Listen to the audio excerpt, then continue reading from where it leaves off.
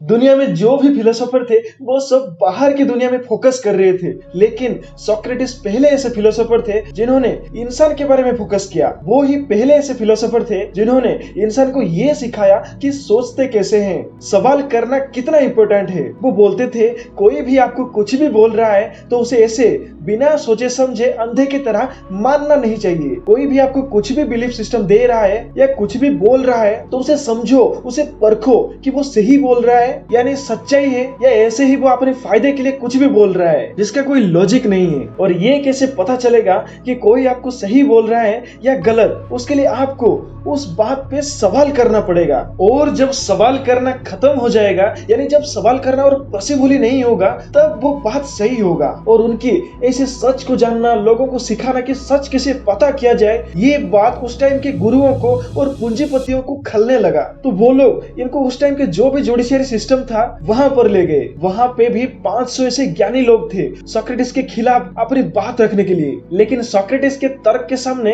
किसी की भी तर्क नहीं चलती थी। अब क्योंकि वो जुडिशियरी सिस्टम धर्म गुरुओं और अमीरों से कंट्रोल होता था, तो सोक्रेटिस का सही साबित होना कोई फर्क नहीं पड़ा। उनको दो विकल्प दिए गए, पहला अपने विचारों को वापस लेना है और सबसे माफी मांगना है, और दूसरा विकल्प ये था कि उनको जहर पीकर मरना होगा। सोक्रेटिस बोले अपने विचारों को वापस लेना, सच से मुंह मोड़ लेना मौत से भी बदतर होगा। मैं जहर पीकर मरना पसंद करूंगा, ना कि सच से मुंह मोड़ लेने की। और उनके मौत के एक दिन पहले उनके शिष्य प्लेटो ने उनको जेल से छुड़ाने की पूरी तैयारी कर ली थी और आके बताया कि चलिए, आपको ग्रीस डिजर्व नहीं करता है, मैं आपको यहाँ ले जाने के लिए पूरी तैयारी करके आया हूँ, चलिए यहाँ से। तब भी सोक्रेटिस नहीं गए और बोले अगर मैं आज यहाँ से चला जाऊंगा तो मेरा शरीर तो बच जाएगा, मेरे विचार मर जाएंगे। अगर यहाँ मर जाऊंगा तो मेरे शरीर तो मर जाएगा, लेकिन सच्चाई और मेरे विचार नहीं मरेंगे। और अगले दिन वो खुशी खुशी अपने हाथों से जहर का प्याला पी लिए। लेकिन क्या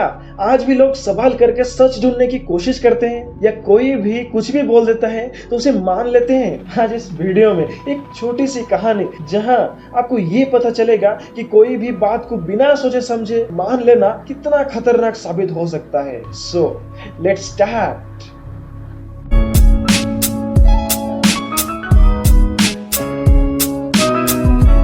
तो एक बार क्या हुआ कि एक चील का अंडा जो है वो किसी तरह एक मुर्गी के अंडों के साथ मिल गया। ये बात मुर्गी को भी पता नहीं थी कि एक चील का अंडा उसके घोंसले में आ गया है। अब धीरे धीरे मुर्गी के अंडे फूटने लगे और थोड़े ही दिनों में वो चील का अंडा भी फूटा। अंडे से बाहर आने के बाद चील का बच्चा जो है मुर्गी के बच्चों के साथ बड़ा हुआ, ये मानते हुए कि वो भी एक मुर्गी है। वो मुर्गी के बच्चों को अपनी भाई बहन और मुर्गी को अपनी माँ मानने लगा। उनके साथ मिलकर वो कुड़कुड़ाता, और जिस तरह बाकी के मुर्गी के बच्चे जमीन खोदकर अनाज के दाने चुगते थे, ये चील का बच्चा भी उसी तरह अनाज के दाने चुगने लगा। अब जब उड़ने की बात आई तो वो भी कुछ ही फीट उड़ने लगा जैसे कि बाकी के मुर्गी के बच्चे उड़ते थे। अब ऐसे ही वो उन्हीं के साथ उन्हीं की तरह काम करने लगा। एक दिन की बात है, वो ऊपर की ओर देखा कि एक चिड़िया बड़ी शान से बहुत ऊपर उड़ रहा है। तो वो जाके अपने माँ मुर्गी से पूछा कि माँ, वो सुंदर चिड़िया कौन है जो इतने ऊपर इतने अच्छे से उड़ रहा है? ये बोलती है कि वो एक चील है, वो लंबी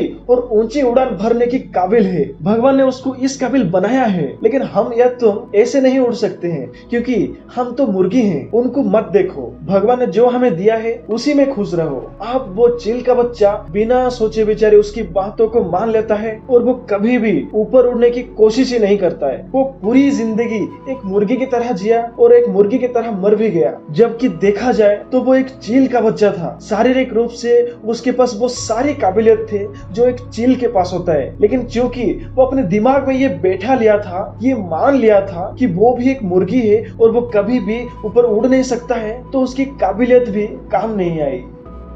दोस्तों, वीडियो में कुछ पसंद आई हो तो आप लाइक या कमेंट करके जरूर बताना। और हाँ, अगर आपने इस चैनल को पहले से सब्सक्राइब कर रखा है तो थैंक यू वेरी मच। और अगर आपने अभी तक सब्सक्राइब नहीं किया है देन डू सब्सक्राइब नाउ। हम नहीं चाहते कि आप हमारी नई वीडियो मिस कर जाओ।